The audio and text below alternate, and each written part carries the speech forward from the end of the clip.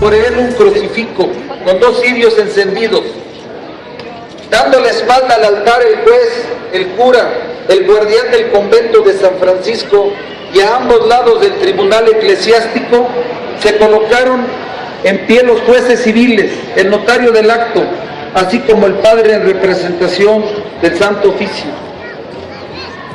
En las partes restantes del corredor estaban el comandante general de las provincias internas de Occidente, el clero secular y regular y un nutrido séquito. El patio se llenó de espectadores, vecinos de Chihuahua, españoles y criollos, ricos y pobres, la más gente de la plebe. Sobre una mesa puesta cerca del altar se colocó una vestidura eclesiástica compuesta. Se hizo comparecer a hidalgo escoltado y como estaba en el calabozo, esto es, vestido de seglar y brillado, el juez eclesiástico inclinó ante el concurso y dio principio a la ceremonia. Se despojó al reo de los grilletes y ya libre, los sacerdotes designados de antemano lo revistieron con las prendas que estaban sobre la mesa de su orden presbiteriana para ir como si fueran a ir a dar misa. Entonces él echó el cáliz, un poco de vino y una gota de agua. Puso sobre la patena una hostia y con el vaso sagrado entre sus manos fue a ponerse de rodillas ante el juez y ministro.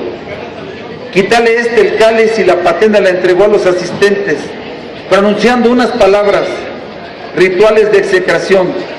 Luego con un cuchillo le rascó las palmas de las manos y las yemas de los dedos con los que con su ejercicio sacerdotal había tocado la hostia consagrada y le dijo estas palabras: a ti, hidalgo, te arrancamos la potestad de sacrificar, de consagrar y bendecir que recibiste con la unción en las manos de tus dedos.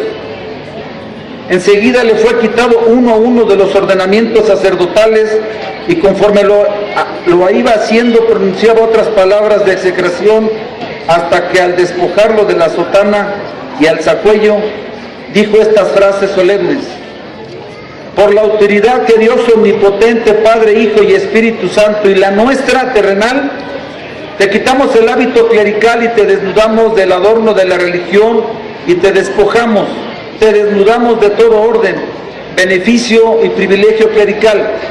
Por ser indigno de la profesión eclesiástica, te devolvemos con ignominia al estado de hábito seglar.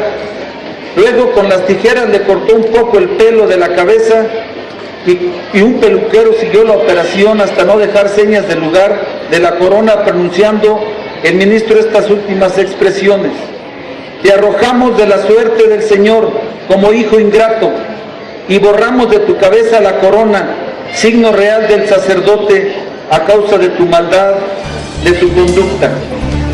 Libertad.